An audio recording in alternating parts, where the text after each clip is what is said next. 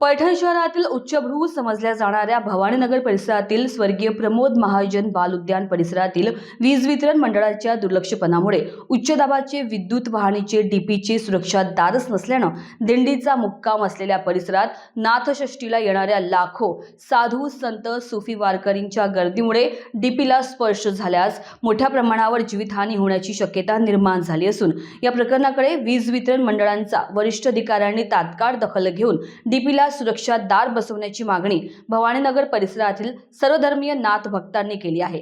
पैठण येथे 20 ते 22 मार्च दरम्यान संत एकनाथ महाराज यांचा नाथषष्ठी महोत्सव साजरा केला जाणार आहे। यासाठी महाराष्ट्र व इतर राज्यातून लाखो नाथ भक्त वारकरी दिंडीच्या माध्यमातून पैठणकडे येण्यास सुरुवात झाली आहे। यात्रेची पूर्वतयारी म्हणून विविध शासकीय विभागाकडून युद्ध पातळीवर भाविकांना सुविधा देण्यासाठी प्रयत्न केले जात आहे। तर दुसरीकडे वीज वितरण मंडळांकडून भवानीनगर येथील उघड्यावरचे डीपीकडे दुर्लक्ष झाल्याने या प्रकरणाची तात्काळ दखल घेऊन उघड्या डीपीला तात्काळ सुरक्षा दार बसविण्यात यावे।